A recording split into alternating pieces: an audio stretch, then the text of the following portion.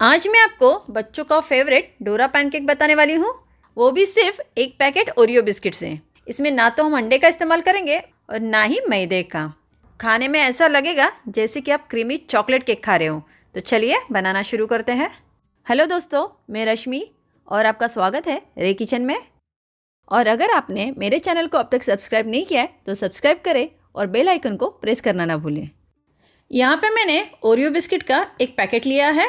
आप देख सकते हैं कि मैंने यहाँ पे वेनिला फ्लेवर वाला लिया है, यानी कि जो अंदर की क्रीम है वो वाइट कलर की है और ये वज़न में 120 ग्राम है। और अगर इसका प्राइस देखा जाए तो ये 30 रुपये का एक पैकेट है। तो सबसे पहले इस पैकेट को ओपन कर लेते हैं, क्योंकि इसके जो बिस्किट्स हैं इनमें से हमें क्रीम को अलग करना है। तो यहाँ पर मैंने एक बाउल लिया है। तो सबसे पहले बिस्किट के अंदर का जो क्रीम है उसे हम अलग कर लेते हैं, क्योंकि इसका इस्तेमाल हम बाद में करने वाले हैं।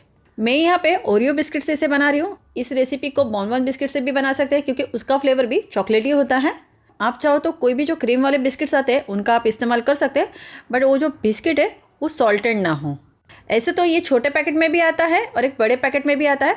अगर आप छोटे पैकेट का इस्तेमाल करें तो टोटल आप 2 पैकेट इस्तेमाल करें, और एकदम बड़ा पैकेट ले रहे हैं तो उसमें से आप कम से कम 14 बिस्किट का इस्तेमाल करें। तो सारे बिस्किट की क्रीम मैंने अलग कर दी है। तो इस बाउल को हम रखते हैं साइड में। तो सबसे पहले ये जो बिस्किट्स है इन्हें हमें ग्राइंड करके लेना है, यानी इसका एक हमें पेस्ट रेडी करना है। तो इसके लिए मैंने मिक्सी का जार लिया है। इसमें ये जो सारे बिस्किट है इन्हें रफली तोड़कर डाल लेते हैं। जैसे कि मैंने कहा कि इसकी हमें एक पेस्ट रेडी करनी है।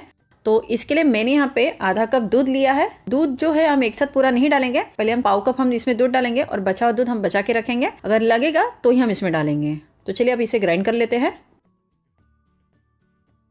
अब देख सकते हैं ग्राइंड करने के बाद ये अभी भी थोड़ा गाढ़ा लग रहा है, जैसी कंसिस्टेंसी हमें चाहिए वो नहीं बनी है। तो बचा हुआ पाव कप भी इसमें डाल देती हूँ, यानी कि टोटल मैंने यहाँ पे आधा कप दूध लिया है। फिर से इसे ग्राइंड कर लेते हैं। अभी आप देख सकते हैं इसका टेक्सचर कितना क्रीमी लग रहा है, और ऐसा लग रहा है ना जैसे चॉकलेट को मेल्ट किया हुआ है। मेल्टेड चॉकलेट होता है ना, बिल्कुल उसी तरह का लग रहा है। तो अब हम इसे एक बाउल में निकाल लेते हैं। पोरिंग करते समय आप देख सकते हैं कि कितना मेल्टेड और एकदम अच्छे से ग्राइंड हुआ है। तो इस बात का आप ध्यान रखें कि इसमें बिस्किट के बड़े चंक्स नहीं रहने चाहिए। तो इस बैटर को थोड़ा साइड में रखते हैं, और जो हमने क्रीम अलग करके रखी थी वो बाउल हम ले लेते हैं। यहाँ पे मैंने फ्रेश दूध की मलाई ली है। अक्सर मैं घी बनाने के लिए दूध की जो मलाई है उसे अलग से छान कर रख देती हूँ। तो मैं यहाँ पे 2 बड़े चम्मच ये मलाई डाल रही हूँ। अगर आपके पास इस तरह की मलाई नहीं है तो आप जो मार्केट में अमूल क्रीम मिलता है उसका भी इस्तेमाल कर सकते हैं। यहाँ पे मैं चीनी का इस्तेमाल नहीं करूँ। आपको लगेगा कि यार इसमें चीनी नहीं डाला या ये कैसे स्वीट लगेगा, तो जो क्रीम है वो ऑलरेडी काफ़ी मीठी होती है, तो इसमें ज़रूरत नहीं है। तो आप देख सकते हैं कि मैंने दोनों को अच्छे से मिक्स करके फेंट लिया है, और अब बिल्कुल भी क्रीम और जो मलाई है अलग अलग नहीं लग रही है। आप चाहो तो इस तरह से इसे बनाकर ना फ्रिज में स्टोर करके भी रख सकते हैं। तो ये हमारा बहुत ही मज़ेदार क्रीमी स्प्रेड बन के रेडी हो गया है। और जो हमने बैटर रेडी करके रखा है उसे ले लेते हैं। अब हम इसमें आधा छोटा चम्मच बेकिंग सोडा डालेंगे। इसे खाने का सोडा या फिर कुकिंग सोडा भी कहते हैं। इसके वजह से ये अच्छे से फूलेगा। और साथ ही में हम 1 छोटा चम्मच बेकिंग पाउडर भी डालेंगे, इससे ये सॉफ्ट बनेगा। तो अब दोनों को अच्छे से मिक्स कर लेते हैं। ध्यान रहे बेकिंग सोडा जो है और बेकिंग पाउडर हमें आखिर में ही डालना है, जब हम इसे बनाना स्टार्ट करेंगे। आप चाहो तो यहाँ पे इनो का भी इस्तेमाल कर सकते हैं। अगर आप इनो डाल रहे हो तो यहाँ पे आप आधा छोटा चम्मच इनो का इस्तेमाल करें। अगर इस रेसिपी को आप ज़्यादा क्वांटिटी में बना रहे हो तो यहाँ पे दूध की क्वांटिटी और बिस्किट की क्वांटिटी दोनों बढ़ जाएगी। मैं फ़िलहाल आपको एक ही पैकेट का बता रही हूँ, तो इस रेशो को आप ध्यान में रखें। तो जैसे बेकिंग सोडा बेकिंग पाउडर इसमें डाल दिए, आप देख सकते हैं कि बैटर जो है हल्का हो गया है। तो बिल्कुल हमारा मिक्सचर रेडी है और हमारा स्प्रेड भी रेडी है। तो चलिए फटाफट बनाना शुरू करते हैं। गैस पे मैंने नॉनस्टिक पैन चढ़ाया है कि मैंने यहाँ पे घी बटर तेल किसी चीज़ का इस्तेमाल नहीं किया है। ये प्लेन पैन चढ़ा हुआ है, हमें किसी भी चीज़ से ग्रीस नहीं करना है। अब हम करेंगे कि 1 चम्मच भर के इस बैटर को हम इसमें डाल लेते हैं, और आप देख सकते हैं कि ये अपने आप ही शेप ले रहा है। हल्का सा इस तरह से इसे शेप दे देते हैं। मैं बहुत ही छोटे छोटे पैनकेक बना रही हूँ। हार्डली हमें 2 मिनट के लिए इसे पकाना है। इसे एकदम तेज़ नहीं रखना है, क्योंकि अगर ये बहुत ज़्यादा तेज़ रहा और ऊपर से ये बिस्किट जो है वो चॉकलेट फ्लेवर का है, और चॉकलेट बहुत ही जल्दी पैन में जाके जल जाता है। तो ये अब ऊपर से भी ड्राई होने लगा है, साइड से भी ड्राई होने लगा, और नीचे से इसने अपना शेप अच्छे से परफेक्टली ले लिया है। तो इसे सावधानी से इस तरह से हम पलट देंगे। यकीन मानिए कि इसे बनाने के बाद और इसे सर्व करने के बाद जो भी बंदा इसे खाएगा या बच्चे खाएंगे ना, वो यकीन नहीं कर पाएंगे कि इसे आपने ओरियो बिस्किट से बनाया है। अब हमें इसे 1 मिनट के लिए ही पकाना, इससे ज़्यादा हम इसे नहीं पकाने वाले क्योंकि ऑलरेडी ये अच्छे से पक चुका है, इससे ज़्यादा हम नहीं पकाएंगे। तो 1 मिनट हो गया है, देखिए ये आसानी से निकल के आ रहा है और आप देख सकते हैं कि पैन हमारा एकदम क्लीन है। तो इसी तरह से हम सारे पैनकेक जो है रेडी कर लेते हैं। तो इसे पकाने के लिए एक साइड से 2 मिनट और फिर पलटने के बाद 1 मिनट, यानी कि टोटल 3 मिनट लगते हैं और हमारा पैनकेक जो है बनके रेडी हो जाता है।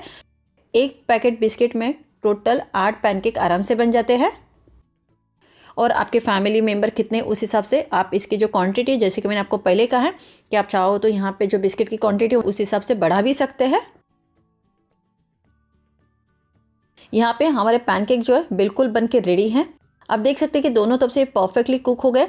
आप चाहो तो एज इट इज़ इसे ऐसे भी खा सकते हैं, ऐसे भी खाने में बहुत ही डिलीशियस लगते हैं। बट हमने इसके लिए एक स्प्रेड रेडी करके रखा हुआ है जो कि आपको याद होगा, तो अब उसका इस्तेमाल करने का टाइम आ गया है।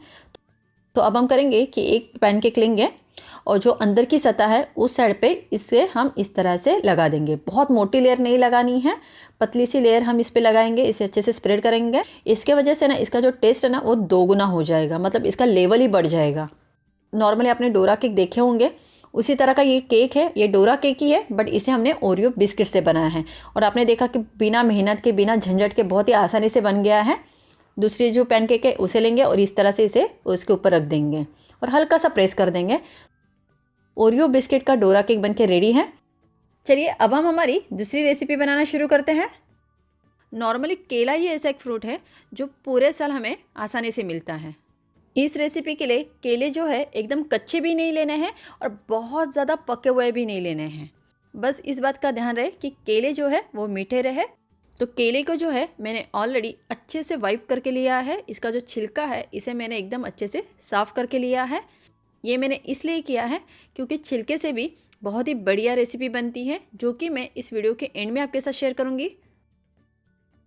इस रेसिपी के लिए मैंने 5 केले का इस्तेमाल किया है क्योंकि मैं यहाँ पे ज़्यादा आइसक्रीम बना रही हूँ। आप चाहो तो कम केले से भी आइसक्रीम बना सकते हैं। केला ऐसे भी बड़े हो, बूढ़े हो, बच्चे हो, सभी को पसंद आता है। तो इसकी जो आइसक्रीम बनती है ना वो बहुत ही बढ़िया बनती है। तो सारे केले को जो है मैंने अच्छे से स्लाइस में इस तरह से कट करके ले लिया है। अब हम करेंगे ये कि इसे हम डीप फ्रीज़र में, यानी कि जहाँ बर्फ़ जमाते हैं वहाँ हमें इसे रखना है। 4 घंटे के लिए हमें इसे फ्रीज़ करना है जिससे कि ये थोड़े से कड़क हो जाए। आप देख सकते हैं कि इन स्लाइस पे हल्की हल्की बर्फ़ जम गई है, यानी कि ये हल्के कड़क हो गए हैं। तो अब हम इसे पीस के ले लेंगे। इसका फ्लेवर बढ़ाने के लिए मेरे पास यहाँ पे डेयरी मिल्क सिल्क है, तो इसमें से मैं आधी कैडबरी इसमें डाल दूँगी। अगर आपके पास डेयरी मिल्क नहीं है, यानी कि कैडबरी नहीं है, जो चॉकलेट के बार आते हैं वो भी इस्तेमाल कर सकते हैं, या फिर आप इसमें कॉफ़ी या फिर कोको पाउडर का भी इस्तेमाल कर सकते हैं। इसे पीसने के लिए मैंने यहाँ पे 1 कप दूध लिया है और ये कच्चा दूध नहीं है, ये नॉर्मल दूध है जिसे हम पकाकर ठंडा करके लेते हैं। तो इसमें से हम आधा कप दूध अभी डालेंगे। एक साथ दूध को हमें नहीं डालना है क्योंकि हमें इसकी कंसिस्टेंसी चेक करनी है। साथ ही में मेरे पास यहाँ पे वेनिला एसेंस है, तो 2 बूंदे मैं इसके डाल रही हूँ। अगर आपके पास वेनिला एसेंस नहीं है कोई बात नहीं, आप चाहो तो इलायची पाउडर का भी इस्तेमाल कर सकते हैं। चलिए अब हम इसे ग्राइंड कर लेते हैं। ये देखिए इसे मैंने पीस लिया है, बट अभी भी इसमें बड़े बड़े चंक्स हैं, तो ये जो बचा हुआ आधा कप दूध है वो भी मैं इसमें पूरा डाल देती हूँ। और अब हम फिर से इसे एक बार पीस लेते हैं। वाह, देखिए अच्छे से पीस कर रेडी है, अच्छे से गाढ़ा भी बन गया है।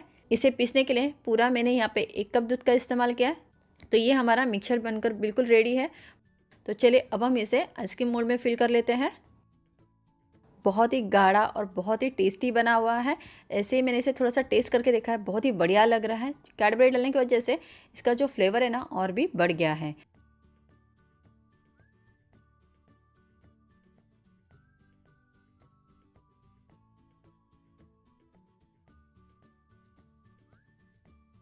कि मेरे पास इस तरह का सिल्वर फॉइल है, इससे हम इसे इस तरह से ढक देंगे जिससे कि जब हम इसे जमने रखेंगे तो इसके ऊपर बर्फ़ की परत नहीं जमेगी। और चारों खानों में इस तरह से हल्का हल्का कट लगा लेंगे। इस तरह से कट हम इसलिए लगा रहे क्योंकि हमें इसके अंदर आइसक्रीम स्टिक को इंसर्ट करना है। ऐसे तो 4 से 5 घंटे में हमारी आइसक्रीम जमकर रेडी हो जाती है, बट इसे आप ओवरनाइट यानी कि रात भर रखो तो ज़्यादा अच्छा है। तो अब मैं इसे फ्रीज़र में रख देती हूँ। मैं इसे रात भर के लिए जमने के लिए छोड़ दूँगी। तो अभी एक काफ़ी अच्छे से जमकर रेडी है। तो इसे मैंने निकाल कर 5 मिनट के लिए छोड़ दिया था, जिससे कि इसका जो टेम्परेचर है वो नॉर्मल हो जाए। तो चलिए अब हम इसे डीमोल्ड कर लेते हैं। तो सबसे पहले ये जो सिल्वर फॉइल है इसे मैं निकाल देती हूँ। वाह, बहुत ही अच्छे से जम गई है। चलिए अब हम इसे निकाल लेते हैं। तो इस गर्मी के मौसम में इस तरह से आप केला और दूध और साथ ही में चॉकलेट फ्लेवर वाली आइसक्रीम बना के देंगे तो बच्चे इसे बहुत ही खुशी से खा लेंगे। हेल्दी भी है और टेस्टी भी है और बनाना उससे भी आसान। उम्मीद है आपको ये रेसिपी पसंद आई होगी। तो मुझे लाइक और सब्सक्राइब करना ना भूलें और ये रेसिपी ज़रूर ट्राई करें।